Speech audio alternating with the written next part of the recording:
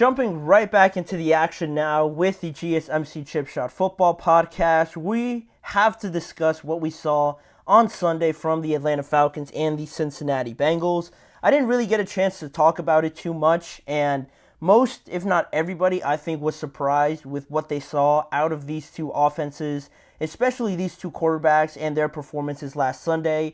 Kirk and Joe Burrow both lost at home in a very, not like they got blown out or anything like that, but just a disappointing way where, the Patriots only scored 16 points and the Steelers only scored 18 points and they didn't even score a touchdown. The Patriots scored one touchdown and then it was just all pretty much field goals. And as much as that, makes your defense look good, I guess, in a way, not allowing a touchdown if you're the Falcons, only giving up one if you're the Bengals, but I think it also just makes these offenses look pretty bad and pretty just disappointing, underwhelming, I guess you could say. There was a lot of hype building up from these two teams going into this year. Kirk, obviously, going in to replace Desmond Ridder. Now you have a quarterback, a capable one, to throw it to Drake London, Kyle Pitts, Darnell Mooney as well. Bijan Robinson, opening him up a little bit more and getting him to really enhance this offense. We saw a little bit of it on Sunday, but not the full extent. Then also with the Bengals, Joe Burrow's coming back from his injury. Jamar Chase is playing. He's not holding out. You didn't have T. Higgins, which was unfortunate, but regardless, just having Joe Burrow in there, based on his record when he's healthy, gives you good reason to believe that this team could do something special this year, and both of them did not get off to a very good start. Looking at both of them individually, Kirk Cousins was 16 for 26, 155 yards, a touchdown, and 2 interceptions, and Atlanta was shut out in the second half. They finished the first half with 10 points there with a last couple minute touchdown to Kyle Pitts, but then after that, no points in the second half where the Steelers continued to kick field goals and they ended up winning the game. Then you look at some of the weapons for this Atlanta Falcons offense. You look at Drake London, only had 2 receptions, I think, for 15 yards, which, that's not what you'd expect out of him with Kirk Cousins in there. Kyle Pitts, similarly, 3 receptions and had the only touchdown in this game, but still only 3 receptions is not what you want to see. It's not the potential that everybody else seems to see with this team. Then moving on to the Bengals and Joe Burrow and how he performed.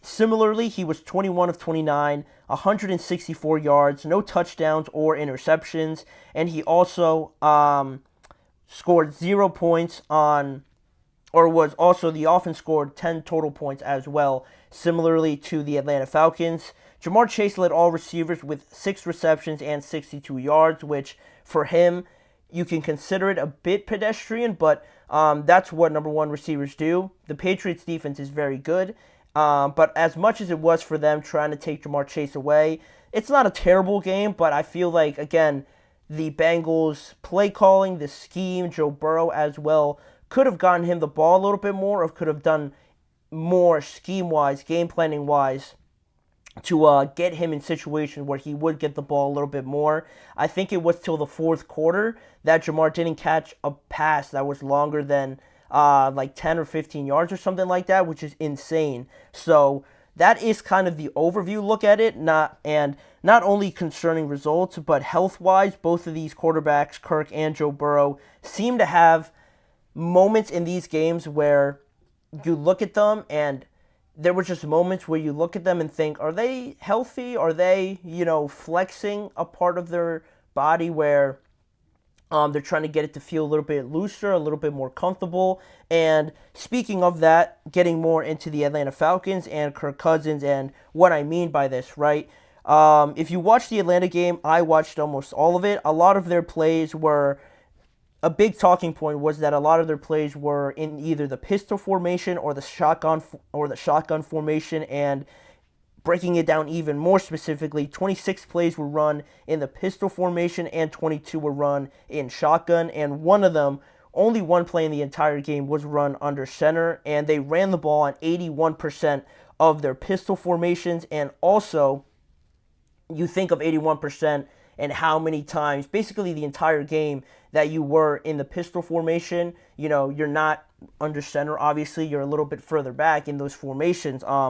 With that being the case and running it basically the entire game, and even though you did run that formation the entire game, almost all the time you ran it out of that formation for good defenses like the Pittsburgh Steelers.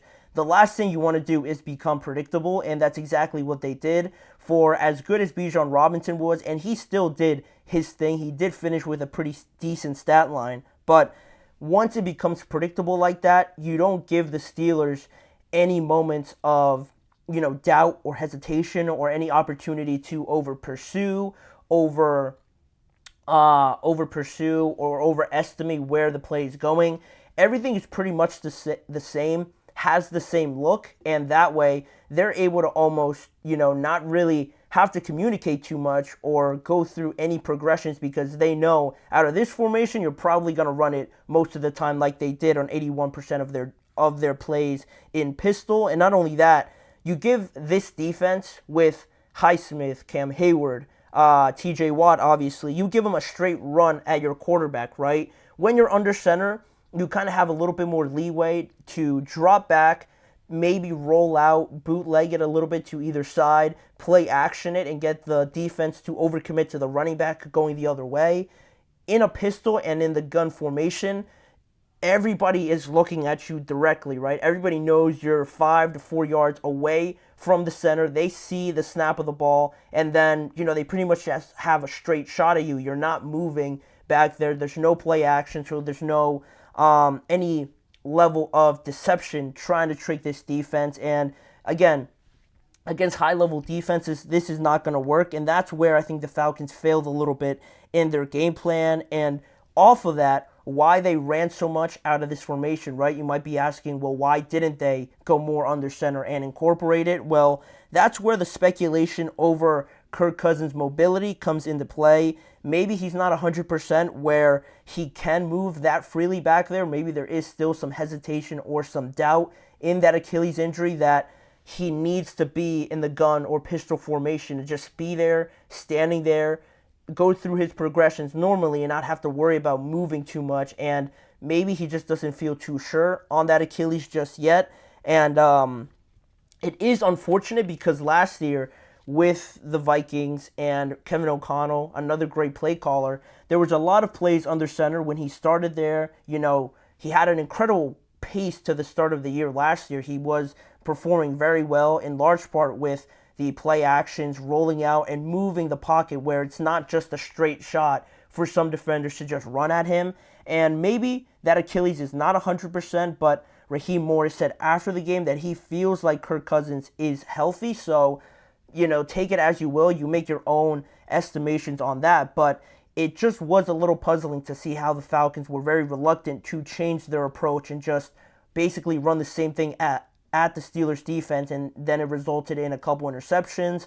TJ Watt probably should have finished with like 4 sacks if they didn't take away a couple of them. And, it just was an uncomfortable day for Kirk Cousins on that standpoint. But then you look at the Bengals now, and there's a little bit more than just this speculation around Joe Burrow's health, right? It is a part of it, but there's more that I wanted to point out. No glaring displays of health concerns like I mentioned on the field, right? But for Burrow, it just seems like he just plays the first game of the regular season very bad. I don't know why. Going back to last year, they only scored 3 points when they played the Cleveland Browns, and he's 1-4 in the 5 season opening games that he has played in his career. And there's also still the context of everything, right? No T. Higgins, the loss of Joe Mixon, and also the run defense against Ramondre Stevenson was not that good to kind of help out this flat offense that you saw. And then going to the health concern a little bit that I wanted to bring up, we didn't see anything on the field like with Kirk, kind of just standing there, but there was this weird video that I did see this morning. I think it was like on ESPN or something, of Joe Burrow on the sidelines, kind of like flexing his wrist, just moving it a little bit, holding it a couple of times while he was sitting there or just right before he was out there on the field, right? It drew some concern there, but I don't know. I don't think he we're talking about the first game of the season. I don't think that would flare up again, just right off of the bat. But who am I really to say? I don't have any medical information to kind of prove that, but I don't think it's something to worry about too much. But then the factors that I mentioned before, no T. Higgins, no Joe Mixon, obviously now, the loss of Tyler Boyd as well. This is where the biggest concern comes for the Bengals and their offense. You know, the questionable depth that they have with really only having Jamar Chase, potentially only T. Higgins, and the rest of their weapons just not showing up in week one. But I feel like this could carry on the rest of the season, right? You look at with Jamar Chase drawing all the attention, obviously, right on offense. All the other targets, their stats were 15 of 23 on completions to attempts, 1 turnover, and 27% of their catches went for first downs, and they only averaged 4.4 yards per target. Now, because of this, I'm not so sure that this team is going to get that much more talented, obviously, or that they're talented enough to run that same offense that they have been running. Because before, with this Cincinnati Bengals offense, Joe Burrow looked untouchable. He looked fantastic back there when they would spread teams out. You have Tyler Boyd, T. Higgins, and Jamar Chase. And off of that, Joe was very good, and the receivers were very good to just get open a lot of the times. And not only has the talent kind of decreased a little bit from going from Tyler Boyd to JioSaavn or Irwin or these guys like that. You know, it's only the first game. I don't know too much about them, but based on the comparison to the other receivers, you see a drop-off there. And why it worked so well before was because those guys were talented enough to get open on their own. And also, with spreading so many people out, Joe Mixon was a good enough running back to take advantage of all of that space now. You couldn't really load the box up against Joe Mixon because you had so many targets everywhere. And now all of that, pretty much all of it is almost gone, right? You don't really have a running back to threaten good defenses like the Patriots. The weapons on the outside with T. Higgins not being there in week one, everybody's trying to cover Jamar Chase and blanket him to not affect the game. And now you have to depend on other guys that, yes, we are still early in this season. Joe Burrow is still trying to figure out who he can trust, but I feel like it's not going to get that much better for the Bengals to continue to run this same offense. I just feel like they're not talented enough anymore to run Joe Burrow just back there out of the shotgun, just sit there and pick apart teams and then have a good running game to base it off of, especially on the other side where the run defense didn't look too well. And that way, they're not complementing each other anymore. And that defense doesn't have that cushion to know that the offense can score at least 21 points per game because they were talented enough. And that's where my concerns lie with the Cincinnati Bengals.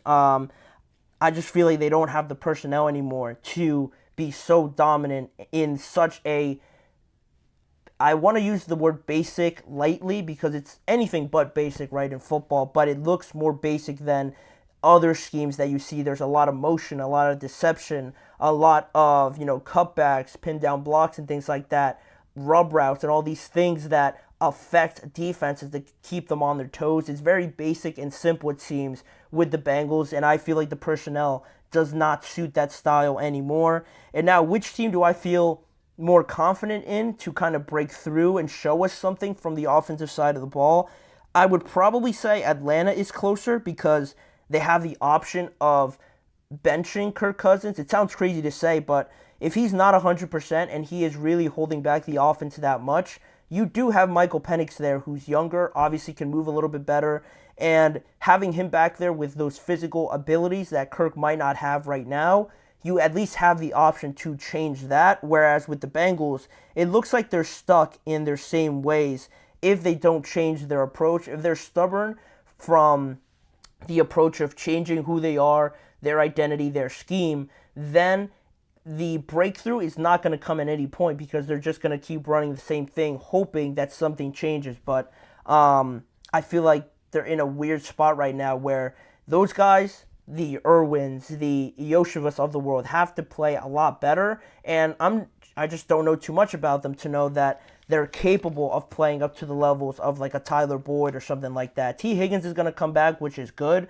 but we'll see where they are in week 2 if they change anything to their approach. The Falcons at least have that option, so we will see. Hopefully they play a little bit better. Both have tough matchups. The Falcons are playing the Eagles. The Eagles are going to score a lot of points, so the Falcons have to keep pace. And also the Bengals are playing the Kansas City Chiefs, and we saw how good both of those teams looked in week 1, so they have their work cut out for them. We'll see how they fare in week 2. But now, moving on to the next topic, 3 new topics still to get to on today's show. We have Aaron Rodgers going over the loss of the 49ers on week 1. What did he feel went wrong, and what are some possible solutions that I look to for the New York Jets to try and solve to get back on the winning track in week 2? Stay tuned to find out my thoughts on that right after this break.